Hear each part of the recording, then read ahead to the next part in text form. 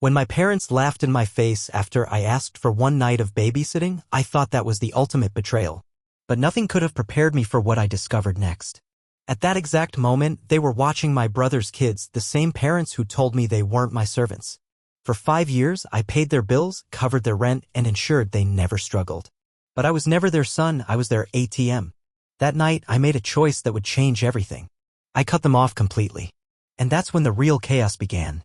My name is Ryan, and I never thought I'd be the kind of person to walk away from my own family. But after everything they put me through, after years of being used, lied to, and taken for granted, I don't regret it for a second.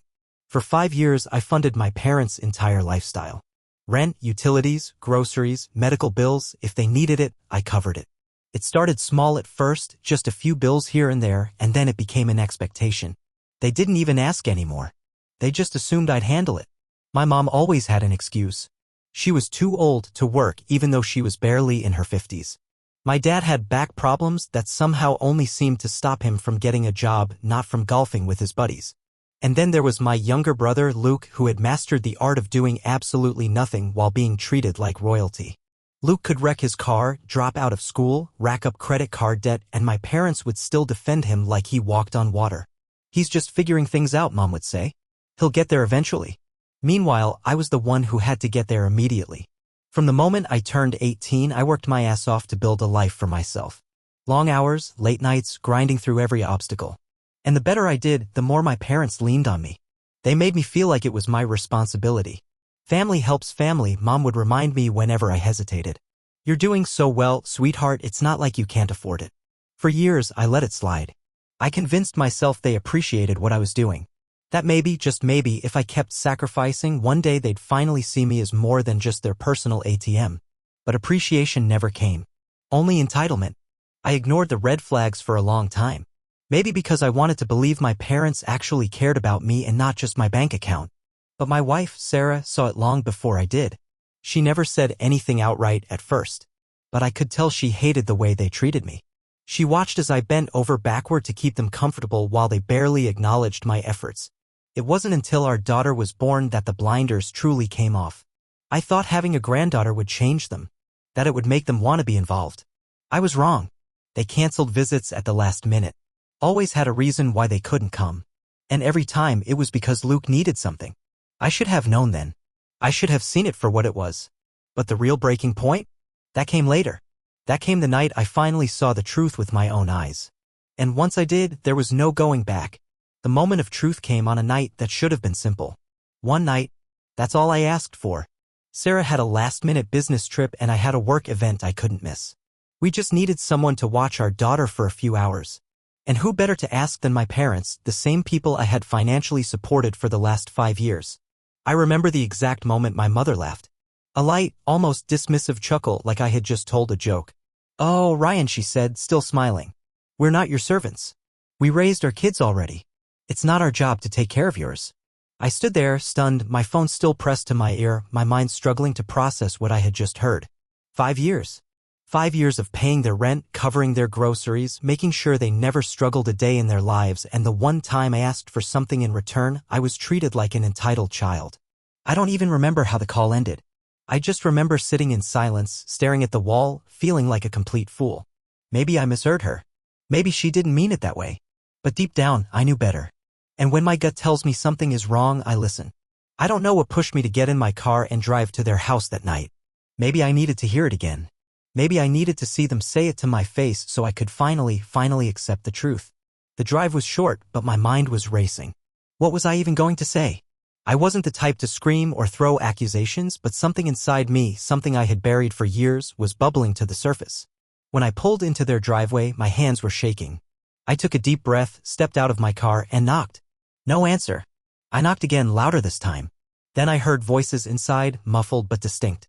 The door swung open, and my father stood there, looking genuinely surprised to see me. "Ryan," he said, as if I was some stranger showing up unannounced. I didn't bother with small talk. I pushed past him and walked straight into the living room. And that's when I saw it. My mother, sitting comfortably on the couch, chatting away. And from the hallway, I heard it, a tiny giggle, the unmistakable sound of a child. I turned my head toward the noise, and there they were. My brother Luke's kids. They were babysitting. My parents, the same people who had just laughed at me for even suggesting they watch my daughter for one night, were sitting in their cozy living room, happily taking care of Luke's children. The realization hit me like a freight train. This wasn't about boundaries. This wasn't about them being too old or not wanting to be babysitters. This was about me. They had never cared about me the way they cared about Luke. I felt my stomach drop, my chest tighten. For years, I had made excuses for them, convinced myself they were just bad with words, that deep down, they appreciated everything I did. But in that moment, standing there in that living room, I saw the truth for what it was. I wasn't their son. I was their paycheck. My mother finally noticed me and sighed, rolling her eyes like I was the one being ridiculous. "Ryan, why are you making such a big deal out of this?" I stared at her, stunned. "A big deal?" My voice was eerily calm. "You told me you wouldn't babysit because you're not my servants. But here you are, watching Luke's kids like it's nothing." She waved a dismissive hand. "Oh, honey, this is different." "Different?" I let out a cold, humorless laugh. "Explain to me how this is different."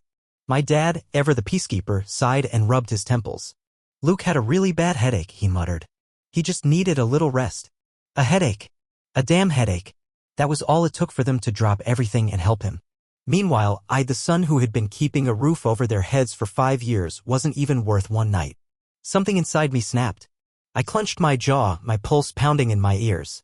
"Luke gets everything handed to him," I said, my voice sharp, "and I get used." "That's not fair," my mom shot back. "We appreciate everything you do for us." I let out a short laugh. "Really? Because it sure as hell doesn't feel like it." Right on cue, Luke strolled into the hallway, rubbing his eyes like he had just woken up from the world's most undeserved nap. "Ugh, what is all this yelling?" he whined. Then he spotted me and groaned. "Oh my God, are you seriously throwing a tantrum right now?" A tantrum. I was done. I exhaled slowly and looked my parents in the eye. "All right," I said quietly. "I get it now." Then I turned and walked straight out the door. I didn't slam it. I didn't yell. I didn't give them another second of my time. But as I drove away, my phone started buzzing. First my mom. Then my dad. Then Luke. I didn't answer. Let them wonder. Let them stew. Because for the first time in my life, I wasn't going to be manipulated. And little did they know that was just the beginning. Before I share what happened next, the moment I decided to cut them off completely, I want to hear from you. Have you ever felt like the black sheep in your own family? Have you ever sacrificed everything for people who never truly appreciated it? Let me know in the comments below. And if you've ever had to make the painful choice to walk away, hit that like button, because sometimes walking away is the only way to set yourself free. I sat in my car for a long time, gripping the steering wheel so tightly my knuckles turned white. My mother's laughter echoed in my head. My father's tired sigh. Luke's smug, entitled face. The years of sacrifice, the endless bills, the guilt trips, all of it replayed over and over until I felt something inside me harden. I had spent my entire life chasing their approval, waiting for them to finally acknowledge me, to see me as more than just a wallet. But they never would. Because they never saw me as their son. They saw me as a means to an end. And now that end was here. By the time I pulled into my driveway, my mind was clear. I wasn't going to argue. I wasn't going to beg. I wasn't going to scream at people who had already decided I didn't matter. I was going to do the one thing they never expected. I was going to walk away. The next morning, before I could even have my first cup of coffee, my phone was already lighting up with missed calls and unread messages. My mother. My father. Even Luke, though I doubted he cared beyond the fact that his free ride might be coming to an end. I didn't answer any of them. Instead, I logged into my bank account and started canceling every single automatic payment I had set up for them. Rent? Cancelled. Utilities? Cancelled. Car insurance? Cancelled. For the first time in 5 years, their bills were now their problem. And almost like clockwork, my mother called again. This time I picked up. "Ryan," she practically shrieked. "Something's wrong with the rent payment. It didn't go through this morning." I leaned back in my chair, staring at the ceiling. "Yeah," I said flatly. "Because I canceled it." Silence. Then her voice dropped dangerously low. "What do you mean, you canceled it?" "I mean," I said slowly, "you're on your own now. Figure it out." A gasp. Then the fake, trembling voice she always used when she wanted sympathy. "Ryan, sweetheart, you don't mean that. We're your parents. We raised you. You can't just." "I can," I cut in. And I did. The switch was instant.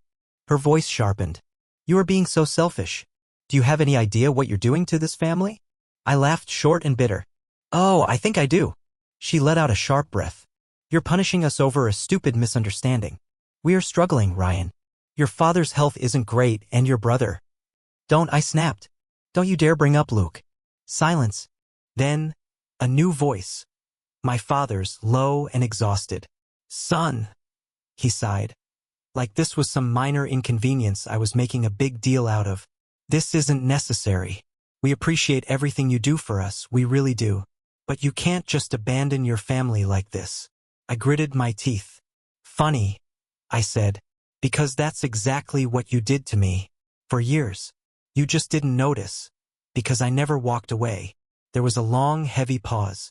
Then my mother, her voice full of simmering anger, spat. You're being cruel, Ryan. I closed my eyes. There it was.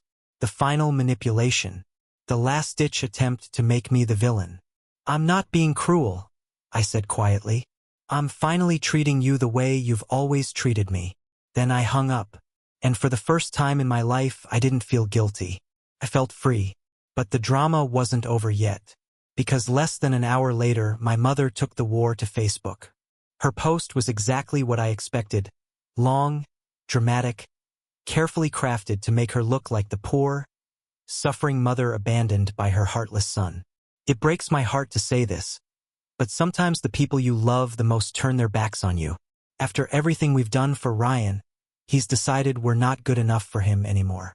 I never thought I'd see the day when my own child would treat me like a burden, like a piece of trash to be thrown away. But money changes people, I guess. And now we're left struggling, knowing we have no one else to turn to. The comments were even worse. Wow. I can't believe your own son would do this to you. Some kids just don't appreciate their parents anymore. It's disgusting. After all you sacrificed for him, he should be ashamed. Then I saw Luke's comment. I never wanted to say anything before, but honestly, I always knew he only cared about himself. Mom and Dad have given him everything, and this is how he repays them? Disgusting. That did it. I wasn't just angry anymore. I was done. I stared at the screen for a long moment, my blood boiling. Then, slowly, I opened Facebook and started typing. I didn't rant. I didn't insult. I just laid out the facts. For 5 years, I paid their rent, their bills, their groceries. I covered their medical expenses, their car payments, even their insurance. While my brother did nothing. The one time I asked for something in return, one night of babysitting, they laughed in my face. And then I found out that, at that exact moment, they were babysitting for Luke. But sure, I'm the selfish one. Then I hit post. The response was instant. Messages flooded in. Not just from friends, but from extended family, people I hadn't talked to in years. Some were supportive, furious on my behalf. Others were shocked, saying they had no idea what had been going on behind the scenes. But the best part? The people who had commented on my mother's post, blindly defending her, started deleting their comments. And then, for the first time all morning, my phone stopped ringing. Because for once, my parents had nothing left to say. The silence didn't last long. 3 days later, just as Sarah and I were finishing breakfast, there was a knock at the front door. I already knew who it was before I even looked through the peephole. And when I saw them, my parents standing outside, looking absolutely pitiful, I almost laughed. My mother had tears streaking down her face, clinging to my father's arm like she could barely stand. My father, on the other hand, just looked tired, rubbing his temples like this whole thing was some massive inconvenience. I stared at them through the peephole for a long moment, my stomach twisting. For a split second, a part of me, the part that had spent my whole life desperate for their approval, wanted to open the door. But then I remembered. I remembered every bill I had covered. Every time they guilt-tripped me into paying for things they could have handled themselves. Every moment they had treated me like a wallet while worshipping the ground Luke walked on. And most of all, I remembered my mother's laughter when I asked for help. That was all it took. I unlocked the door and pulled it open, leaning against the frame as I crossed my arms. The second my mother saw me, she launched into it. Ryan, thank God. We've been trying to reach you. Please, honey, we need to talk. I didn't move, didn't react, just stared at her, waiting. She faltered. Then my father stepped forward, his voice calm, measured, practiced. "Son, this has gone far enough. We need to figure this out as a family." I let out a short, sharp laugh. "Oh, now we're a family?" My mother's face twisted, offended. "Ryan, how can you be so heartless? We're struggling. We are barely keeping our heads above water. And instead of helping your own flesh and blood, you're throwing a tantrum." That was it. That was the last straw. I stepped forward, lowering my voice. "A tantrum?" She flinched. I let out a slow breath, my hands curling into fists at my sides. "You want to talk about unfair? Let's talk about unfair. I paid your bills for 5 years, while Luke sat on his ass and did nothing. I worked my ass off to make something of myself, and all it got me was being treated like a walking ATM. We appreciate everything you've done for us." My father started. I cut him off. "No, you appreciate my money. Big difference." Silence. For the first time in my life, they had nothing to say. Then, right on cue, my mother's sadness morphed into anger. "You are being so dramatic," she snapped. "Do you have any idea what you're doing to this family? We raised you. We sacrificed so much for you, and this is how you repay us." I felt something settle inside me, a finality I hadn't felt before. I exhaled, shaking my head. "No," I said simply. "This is how I finally put myself first."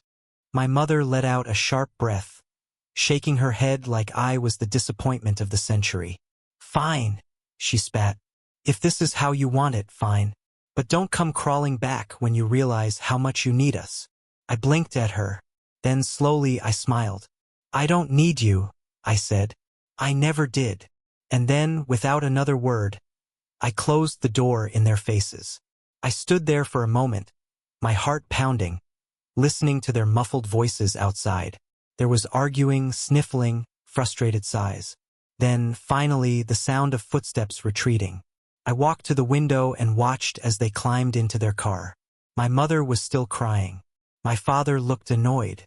And Luke, because of course Luke was with them, was sitting in the back seat, looking completely unbothered, as if none of this affected him at all.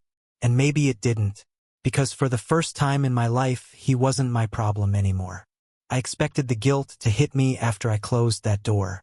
I expected the weight of everything, years of obligation, of being the responsible one, the provider, to crash down on me. But as I stood there, listening to the sound of their car pulling away, something strange happened. I felt light. For the first time in 5 years, I wasn't carrying them anymore.